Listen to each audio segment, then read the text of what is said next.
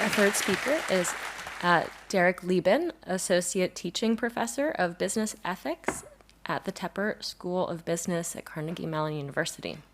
His research focuses on principles of fairness and weighing harms, and how organizations can implement these principles into standards for AI and autonomous systems. He is the author of the books Ethics for Robots and AI Fairness. As founder of the consulting group Ethical Algorithms, Dr. Leben has worked with governments and companies to develop policies on fairness and benefit for AI and autonomous systems. Here is Derek Leben.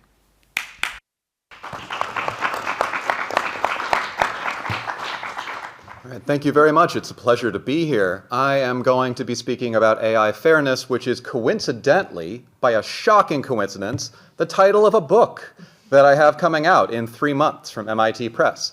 If you are interested in reading this book, do not buy it. Send me an email at dleben@andrew.cmu.edu, and I will email you a free PDF of it with no questions asked. The book... Thank you. I appreciate that. In a true Rawlsian spirit.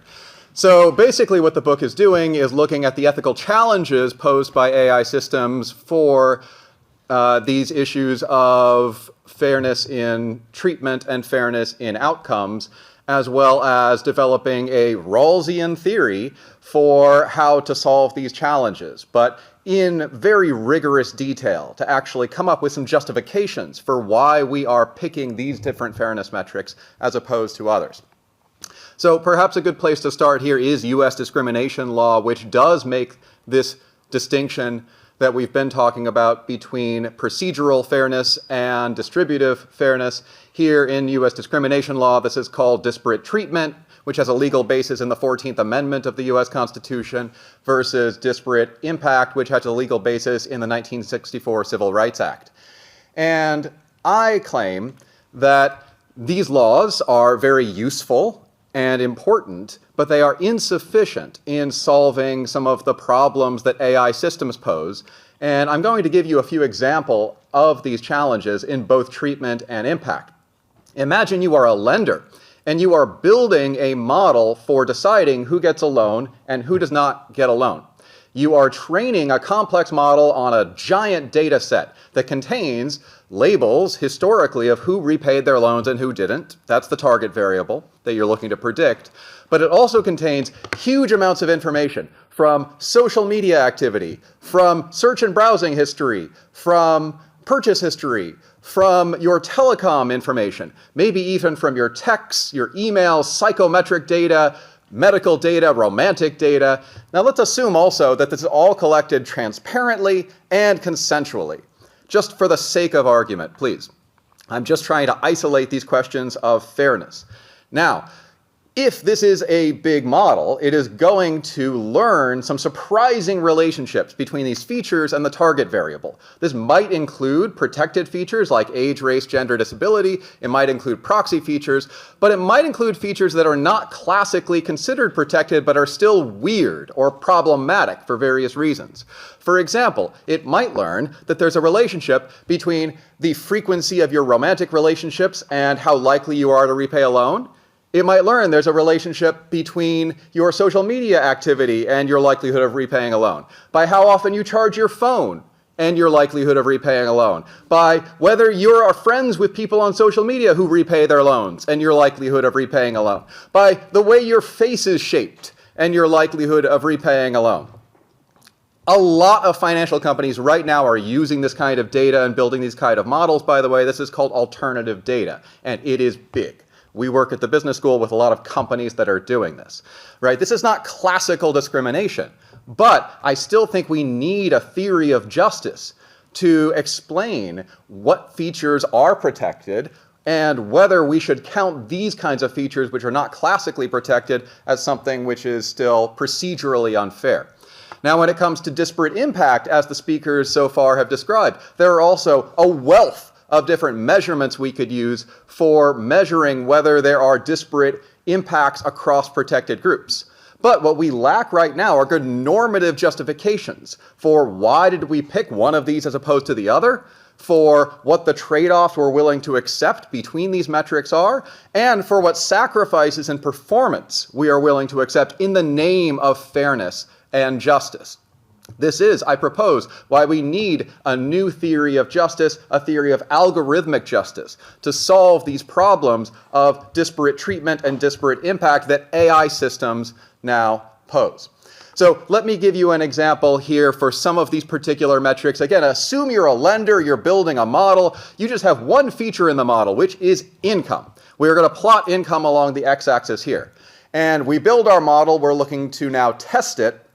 We know we have two protected groups in the population, Group A and Group B. Group A, let's say, is about 2/3 of the population. Group B is 1/3 of the population. So we take our test data set and we break it down by Group A and Group B. So in the test data here, we have Group A on the top plotted along the x-axis. That is to say Group A is about 100 members in the testing data. Group B is about 50 members in the testing data. And you see already that there's an inequality in the distribution of wealth or income here between Group A and Group B. That could be to historical injustices.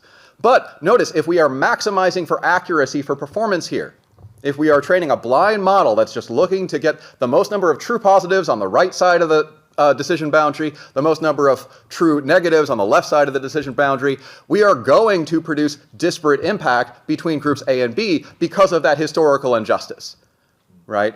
So, for example, if you are now measuring disparate impact in any of these metrics, especially things like selection rate or recall rate, selection rate is of the members of Group A, how many were approved, of the members of Group B, how many were approved, are those equal rates within a 4/5 ratio is the standard ratio in US discrimination law. We see 91% of Group A is approved, only 50% of Group B is approved. Of recall rates, which is of the qualified members of Group A, how many are approved. Of the qualified members of Group B, how many are approved. Again, 90-something%, I can't see that right now, looks like 90, oh, I need glasses.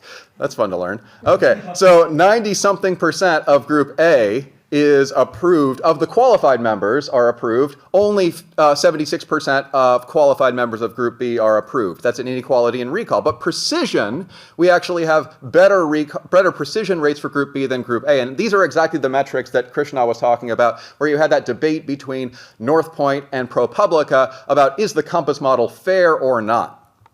Now, let's say we have another model where we try to mitigate this disparate impact by, say, lowering the decision threshold for Group B, admitting more Group B, say, giving more loans to Group B. That solves some representation problems. That solves our selection rate problem. That solves our recall rate problem, all within those nice 4/5 boundaries. It lowers the precision, but we might say, well, that's a trade-off we're willing to make. But notice, this also fails some other kinds of considerations, especially when it comes to individual treatment.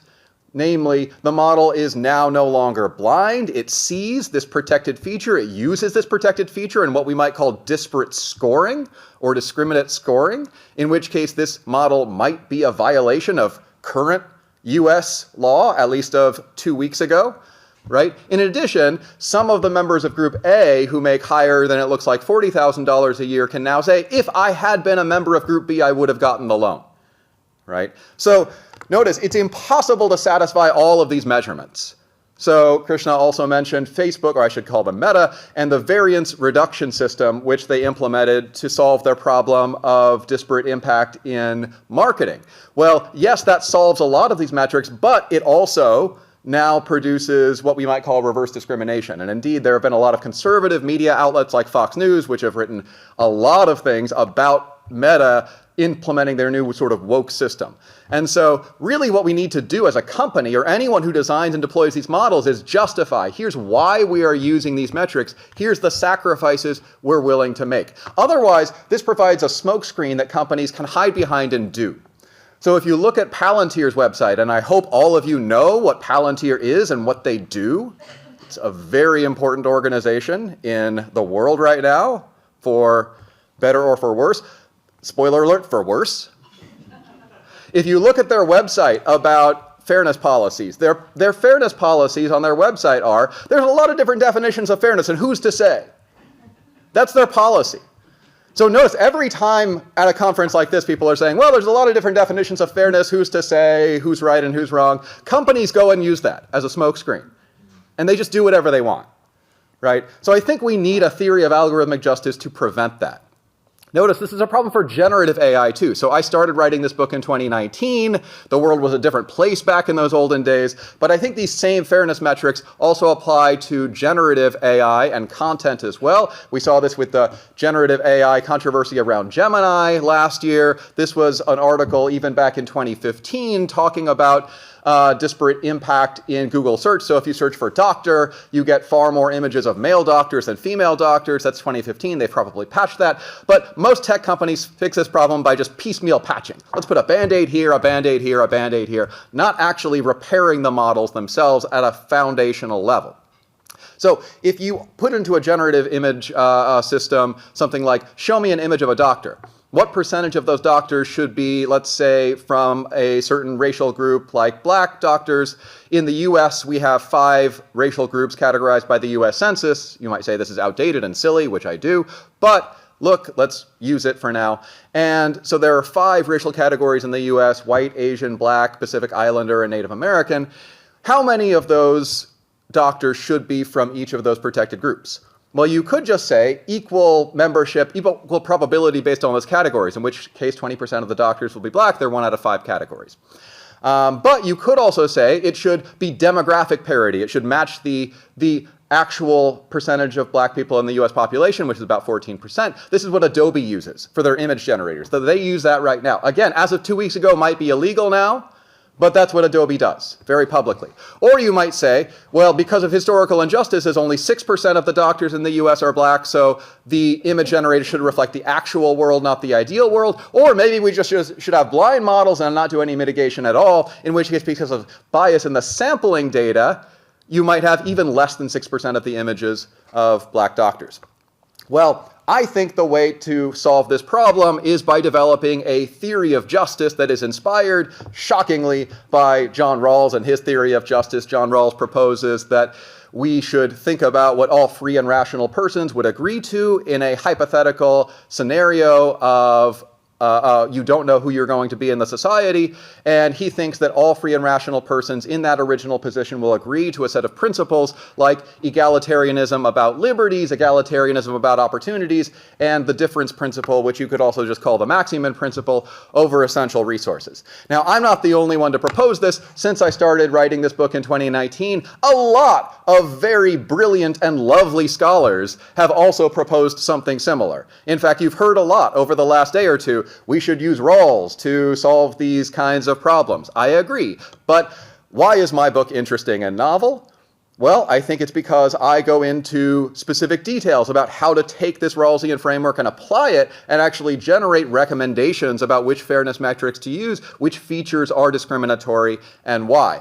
It's also, I will say, because I have a fairly unorthodox interpretation of Rawls, which I started developing in my first book, which essentially replaces egalitarianism with the Maximin principle, which is great because you get a lot of the prioritarian properties of those principles, but you also get a consequentialist principle that avoids some of Derek Parfit's objections like leveling down and so on. So essentially my version of this is you first run Maximin over rights, and then over all remaining distributions that are Maximin equivalent, you run Maximin over opportunities, and then in all remaining distributions that are Maximin equivalent, you run Maximin over essential resources, and then in all remaining distributions, you use market mechanisms to distribute resources.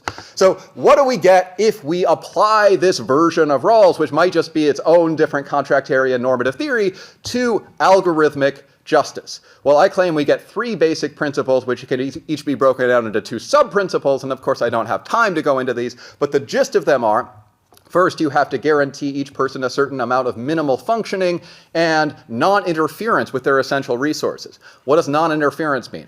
Well, it means there is an important difference between removing and withholding. So, for example, Alice and Bob both go into the emergency room. Bob needs a ventilator more than Alice, and we only have 1 ventilator. We should give it to Bob. But if Bob came in 5 minutes earlier and we already gave it to Bob, we should not take the ventilator away from Bob and give it to Alice. The utilitarian is fine with that, but I am not. And I think there's an important principle of non-interference that we must agree to, and in fact all rational persons would agree to as a precondition of their bargaining, that actually says we're not going to remove things from people in the name of distributive justice.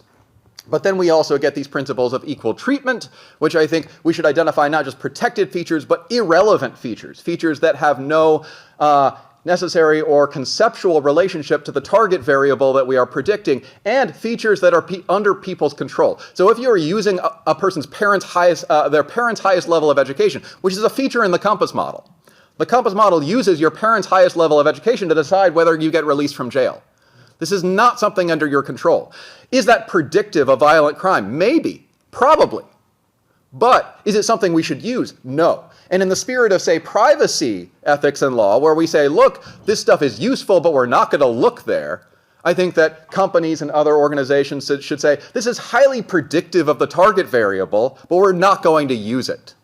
Finally, when it comes to disparate impact, I think there are some kinds of metrics that are especially valuable and some that are not. For example, I think equality of precision is not justified under any of these principles, and we shouldn't care about it.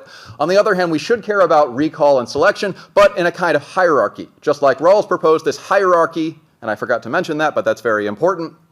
We should also first try to create equal recall rates across groups, and then subsequently equal selection rates, and not create a loss of recall in one group in the name of creating equal selection in another group. Now, I am also willing to accept performance trade-offs. And again, there are some researchers like Kearns and Roth at UPenn who are not willing to do that. In their book, The Ethical Algorithm, they say, look, we will never accept any performance sacrifices in the name of fairness. I say, no, I will, but again, in the name of not withholding things. So I will not reduce performance or accuracy of a model below current or default levels. But if we have two different models which are not in practice, one of them is more fair but less accurate, I am willing to actually favor that model in the name of fairness. I am also going to say here are some features that are relevant and here are not, and I have a whole hierarchy of different conceptual analyses of relevance here, but we can't go into that. We can't go into justifications. If you're interested, once again, though, please email me and I will send you a free copy of my book, and don't tell MIT Press. All right, thank you very much.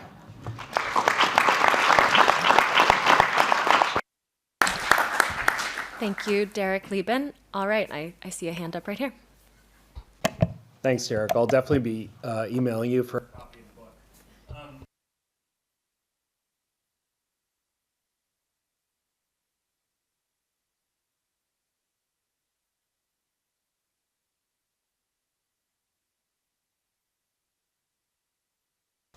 Yes, so I hear this a lot from especially financial institutions, which is we can't mitigate our models for protected features because we don't actually measure them at all. We don't collect that data.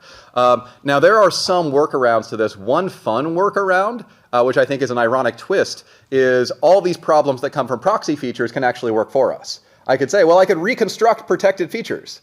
Right? Another sort of workaround is to say, well, look, you don't actually need to have the features in the data, and this is sort of a technical question, but you don't need to have those features in the data to say something like, I'm going to constrain the model such that if we have a label that we attach to individuals about whether they're male or female, that we have equal, say, recall rates or selection rates across them. And again, that's sort of using proxy features as a weapon. Now, I will say another thing about this, a weapon for good rather than evil. I will say another fun thing about this, which is, there's an important question about whether this is algorithmic affirmative action. And again, some of this actually gets into the nitty-gritty details of saying, well, what does it mean to use a protected feature as opposed to constrain a model such that it produces equal impact across protected groups? Are we using it? Depends on what we mean by use. There's a way of redefining that word where it's not. Yeah. We actually do have time. Yeah, just one. Thank you.